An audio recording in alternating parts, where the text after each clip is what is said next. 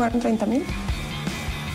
No tengo idea. Vengo a pedir perdón del Estado Nacional por la vergüenza de haber callado durante 20 años de democracia. Yo creo que la lucha por los derechos humanos en Argentina es única en el mundo. Para mí ese pañuelo es como un faro. El 2x1 fue un antes y un después de cómo se construye la historia por la memoria, la verdad y la justicia. Lo que se quiso imponer fue la impunidad. Que la gente salió a las calles, se manifestó. Nosotros sentíamos que iba a ser una gran marcha. Qué lindo sería poder llegar a ver la plaza llena de pañuelos. Y eso fue lo que sucedió. Fue un pañuelazo.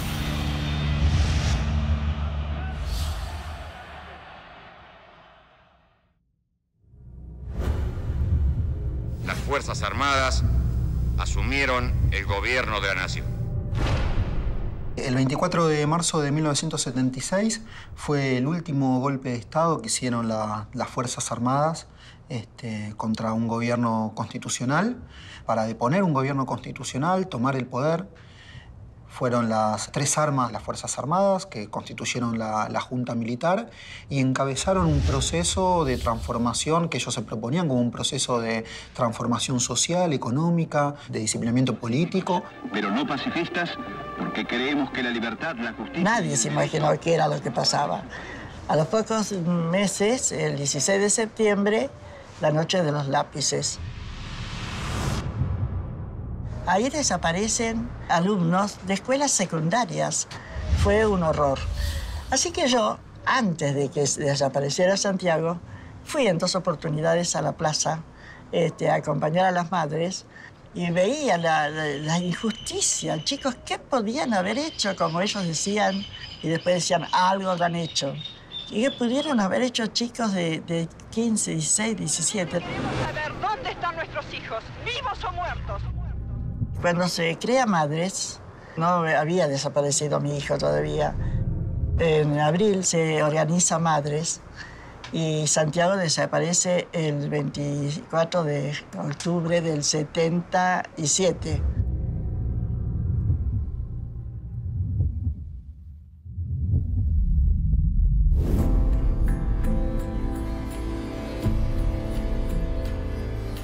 El pañuelo es, de alguna manera, el símbolo de las madres y las abuelas, y las madres se lo ponen para identificarse en una marcha que hacen, una peregrinación que hacen a Luján. Y una de las madres dijo, ¿y si nos ponemos un pañal de los chicos con un pañuelo? Eso fue aprobado.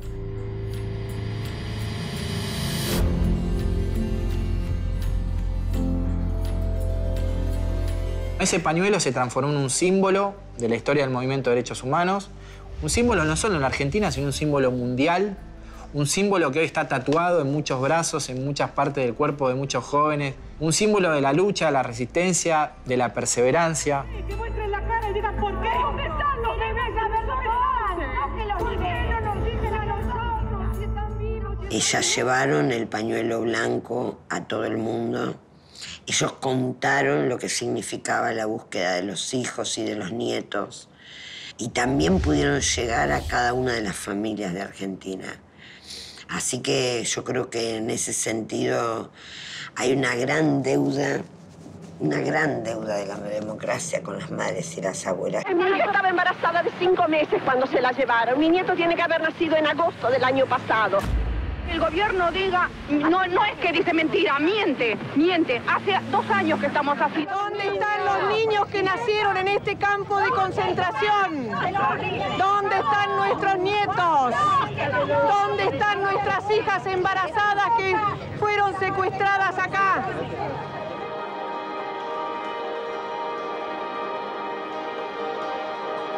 En un momento en la historia de hijos, les propusimos a las madres un traspaso del pañuelo. Nosotros queríamos empezar a usar ese símbolo de lucha. Y así fue como, ya entrados los años 2000, decidimos en un acto en Plaza de Mayo hacer un traspaso. El pañuelo de las madres lleva impreso todo el dolor del desgarro por los hijos desaparecidos. Nosotros empezamos a usar el pañuelo en el cuello como continuidad de esa lucha.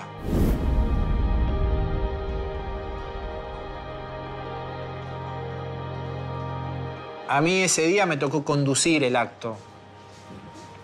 Y en el momento en que Estela dice, ahora levanten los pañuelos, yo me quedé estupefacto, no lo podía creer. ¡Levantemos los pañuelos por los 30.000 desaparecidos!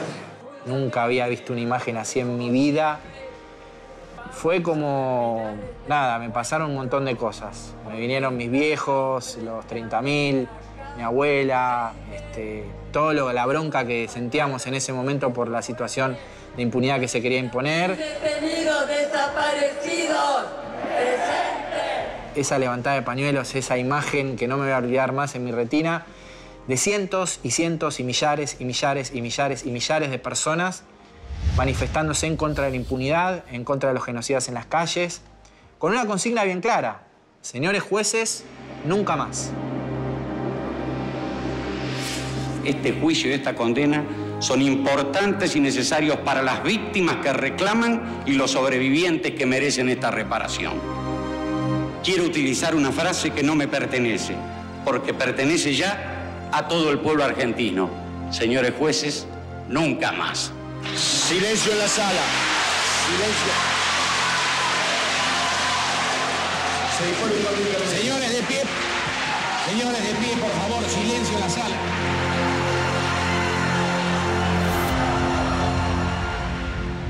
El juicio de los Juntas fue un piso sobre el que se construyeron un montón de cuestiones de la lucha, pero la lucha se fue ampliando a medida que el tiempo pasaba.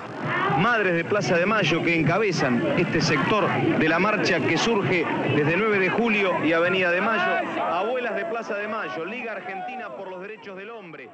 El momento de la obediencia debida y del punto final fue terrible, porque de alguna manera era un gran retroceso.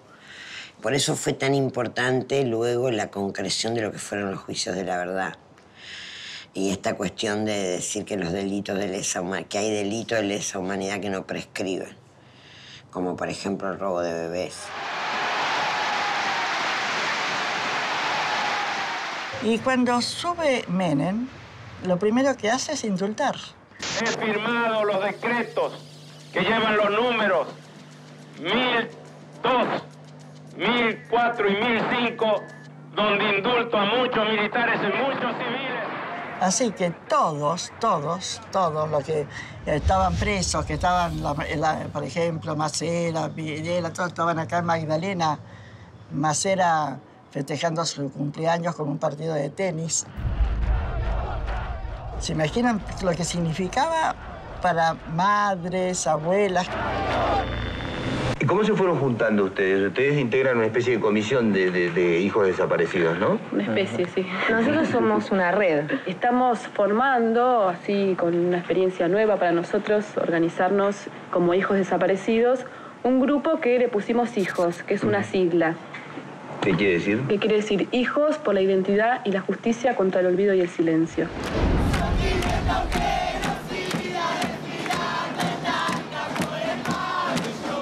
El año 96 fue un año absolutamente significativo. Ahí nos incorporamos a los organismos de derechos humanos, quienes generacionalmente teníamos la posibilidad en ese entonces de hacerlo. Fue un año importante, en donde además se genera como una cuestión disruptiva. Ya pasa a ser un tema de testimonios de las víctimas que habían vivido en sus familias y en sus seres queridos lo más cruento de la dictadura, digamos la desaparición, la tortura, el exilio, el asesinato, a ser un tema de agenda colectiva, a ser un tema de ir en contra de la impunidad. El escrache es la alegría de reconocernos todos en una misma lucha. En ese momento, en el 96, en los 20 años del golpe, cuando Hijos irrumpe en la vida de los organismos de derechos humanos de la Argentina, las herramientas no tenían que ver con, por ejemplo, como podemos hacer ahora, presentarnos como querellantes en causas de juicios de lesa humanidad. En ese momento había otras herramientas, contarle a los vecinos y a las vecinas que en ese barrio vivía un genocida.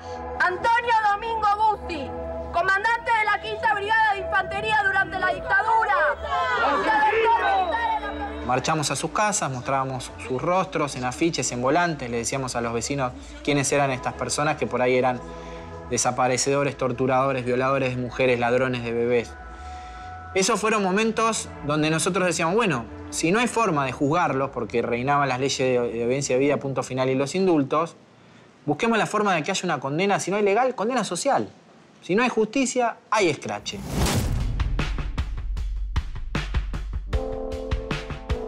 Y ese caminito, digamos, de los organismos era un caminito, a mí me gusta decir, de resistencia. De tratar de ser cada vez más, de tratar de enamorar cada vez más argentinos y argentinas en la idea de que la impunidad tenía que terminar en la Argentina, pero era, digamos, de resistencia porque no había gobiernos que pudieran acompañar nuestra idea, la idea de los organismos de generar una Argentina sin impunidad.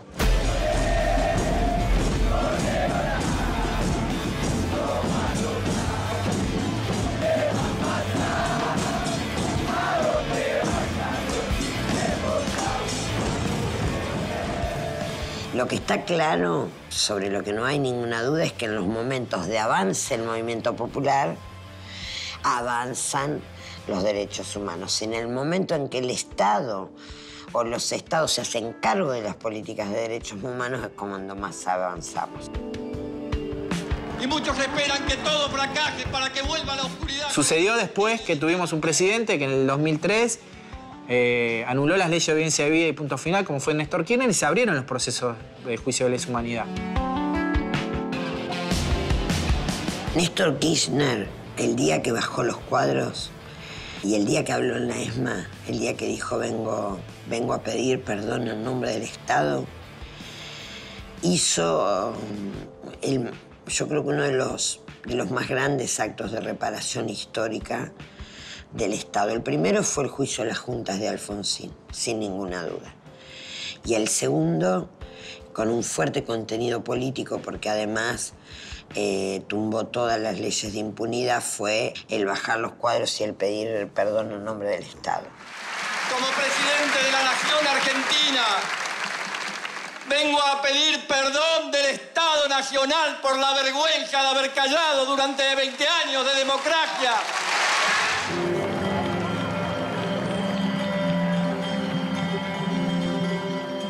Con la profundización en el gobierno de Cristina Fernández de Kirchner, logramos hacer que eso que era una reivindicación y era una lucha de resistencia, hacer una política de Estado.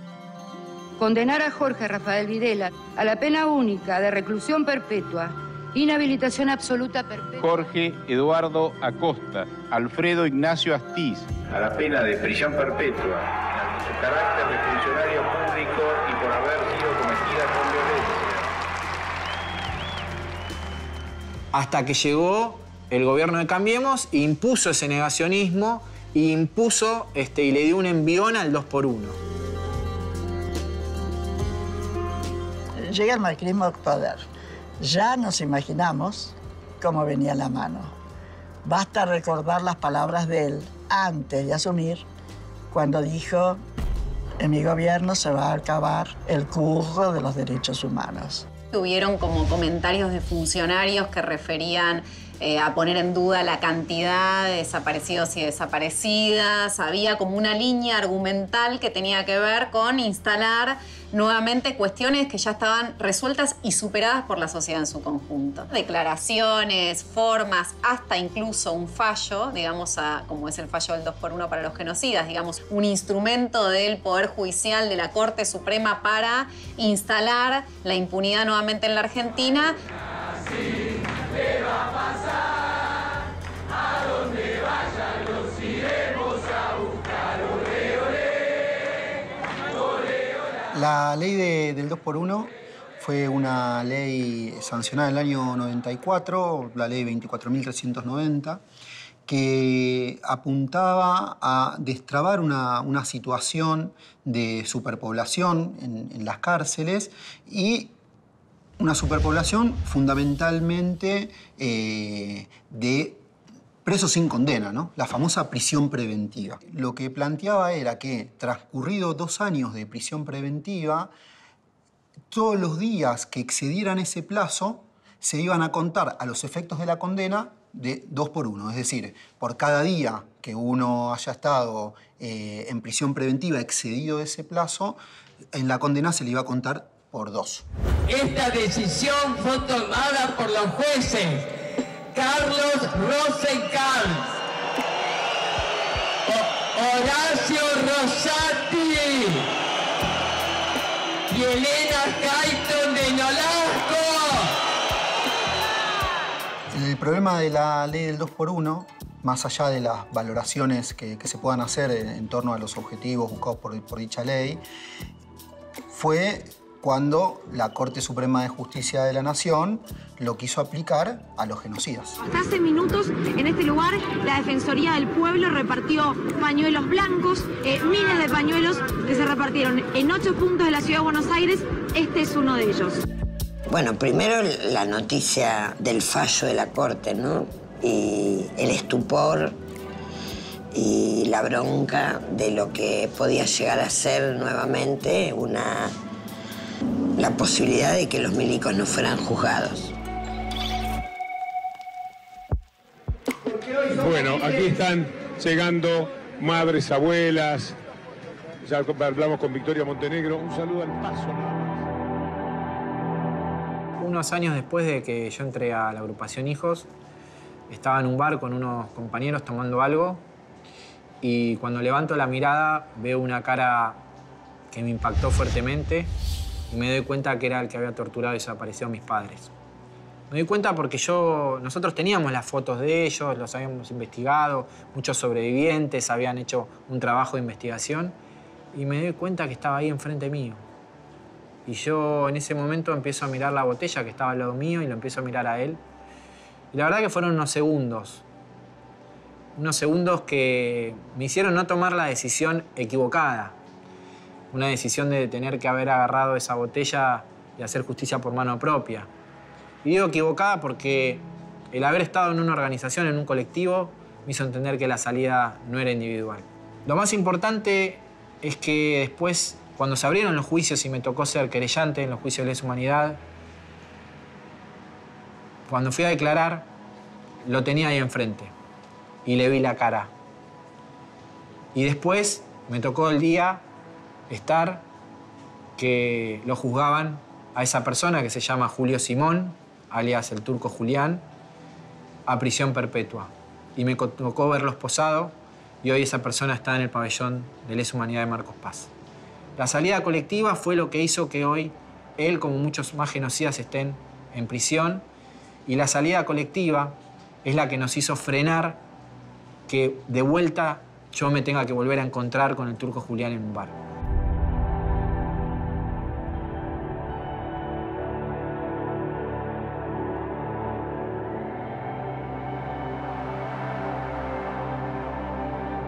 Desde que militábamos en Hijos, antes incluso, y después durante el gobierno de Néstor y Cristina, nuestro esfuerzo tenía que ser un esfuerzo por construir no el testimonio de lo que había ocurrido, sino el testimonio de que con justamente las luchas colectivas se podían transformar y cambiar las cosas que nos hacen daño y que nos hacen mal. En este caso, la impunidad en la Argentina.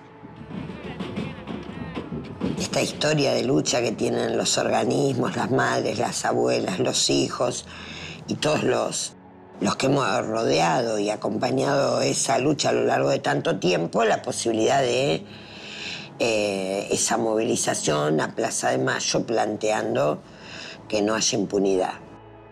Hay que destacar que fue en todo el país, en todas las plazas del país. Nunca pasó en la historia de nuestro país, y entiendo que probablemente en la historia del mundo, que un fallo de una Corte Suprema haya producido semejante movilización social plural, atravesada por todos los sectores.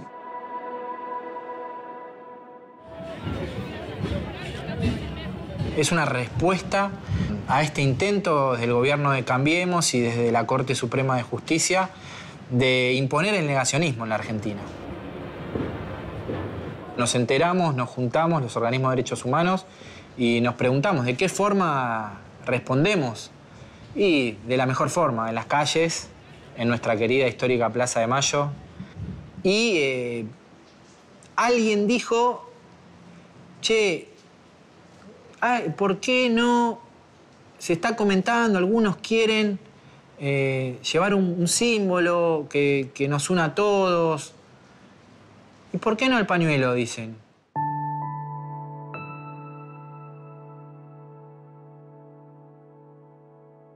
Y eso fue lo que sucedió. Fue un pañuelazo. Fue una convocatoria muy plural. Yo diría que no faltó nadie. Y esa plaza de Mayo, era decir, seguimos peleando, no nos han vencido. A pesar de todo lo que resistimos y a pesar del ajuste macrista y de la persecución macrista, no nos van a vencer. Fue increíble, emocionante, porque que la gente salió a las calles, se manifestó. La verdad que muchas de las madres lloramos, porque fue emocionante, muy emocionante. Nunca llegué a la plaza, a la calle con mis hijas, por supuesto absolutamente conmovida, con la necesidad de compartirlo con ellas. Me parece que con esa certeza en ese momento sentí que era un hecho histórico, porque justamente las políticas de memoria, verdad y justicia estaban apropiadas por el pueblo argentino. Entendíamos que no tenía que ser un acto similar a todos los actos. ¿Por qué? Porque entendíamos que tenía que haber una representatividad en ese acto que no solamente esté signada por la participación de los familiares de afectados directos y de los organismos de derechos humanos. Entendíamos que esa representatividad tenía que ser muy amplia. Y por eso nos decidimos a convocar a esa representatividad. Convocamos actores, actrices, periodistas, artistas, gremialistas, integrantes de partidos políticos. Esa foto muestra de que hay un consenso social que con este tema no se jode, que hay un consenso social que esto se torne irreversible, que hay un pacto de la sociedad de que no se puede ir para atrás con la memoria de la verdad y la justicia. Esa fue la foto que buscamos y esa fue la foto que tuvimos también. Teníamos también ese desafío, lanzamos el pañuelazo, bueno, ¿cómo hacemos para que todos tengan su pañuelo? Y así fue que una compañera acercó a Sergio, que era el dueño de una mini fábrica, que trabajaba con tela, y nos dijo, quiero donar los pañuelos.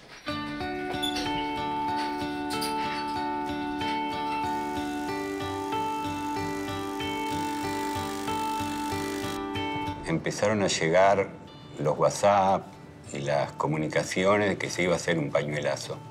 Y me acuerdo que un amigo empezó a cortar una sábana. Y claro, dijo que le salió un desastre, tardó 2 horas. Y nosotros, por nuestra profesión, por mi trabajo, que trabajamos con ese material y tenemos el cortador todo, dijimos, uy, qué lindo sería hacerlo. Entonces empezamos nosotros, teníamos los rollos, teníamos el cortador y empezamos a cortar. Y ahí fue unos días donde permanentemente nosotros mandamos, venía gente de sindicatos, de escuelas secundarias, de centros culturales, de todos lados, de organizaciones. Mandamos una camioneta hasta el centro para que ellos lo puedan distribuir, porque nosotros no teníamos forma de distribuirlo. Nos vamos en vivo al Senado Nacional. En segundo, nada más la votación de la ley que va a restringir la aplicación precisamente de la ley del 2x1. Afirmativo 56 votos, negativos 0 votos. Se ha votado por unanimidad. Creo que el 2x1 ingresó al Congreso no solo en forma de instrumento legislativo, no solo en forma de una iniciativa, un proyecto de ley, sino que entró en forma de la voz de lo que ocurría en la calle a través de los diputados y diputadas, haciéndose valer en la Comisión de Derechos Humanos, en las sesiones, en el recinto. Y ese es el rol del Congreso. Y también es el rol del pueblo, ¿no? Cuando las puertas están cerradas, ocupar la calle para que adentro haya personas que puedan justamente en sus bancas hacer oír esa voz. Fue una semana frenética. En el medio, los compañeros que se quedaron acá de Abuelas de Plaza de Mayo trabajando en un proyecto de ley que finalmente es el que se sanciona el mismo día de la movilización. Una ley que interpretaba cómo había que interpretar ese 2x1, ¿no? Para que eso no se convierta en una herramienta de impunidad para los genocidas. El macrismo no pudo avanzar con el 2x1 e intentó otros vericuetos dentro de la justicia para avanzar con impunidad a los genocidas. Y lamentablemente la obtuvieron. Esa impunidad para nosotros fue el otorgamiento masivo de prisiones domiciliarias a muchos torturadores, secuestradores, violadores de mujeres, ladrones de bebés. Y digo masivo porque hoy, en la actualidad, 7 de cada 10 genocidas están en sus casas, en prisiones VIP, en countries. Un beneficio que no tienen otros presos comunes y que integrantes del Poder Judicial se lo han dado. Un beneficio que para nosotros no deberían tenerlo quienes cometieron de lesa humanidad. Y sobre todo un beneficio que gozan a personas que estuvieron 30 años impunes. El pañuelo es además el símbolo de los 30.000. Y acá estamos todos juntos, todos reunidos, con ese pañuelo blanco que es lucha, que no se afloja, que seguiremos adelante. A mí me parece que el pañuelazo nos enseñó a poder materializar los límites que ponemos cuando los ciudadanos y las ciudadanas decidimos decir que no. Nuestra vida está asignada mayormente por años de impunidad. Y cuando intentaron esta acción, dijimos no podemos nuevamente volver para atrás. Ya son muchos años de las madres tocando puertas a los cuarteles, muchos años de las madres recorriendo los organismos internacionales, muchos años de las abuelas pidiendo ayuda, por favor, para dar vuelta esta página de impunidad. Bueno, lo mejor de esta historia es que logramos frenarlo. Lo mejor de esta historia es que el 2x1 no sucedió.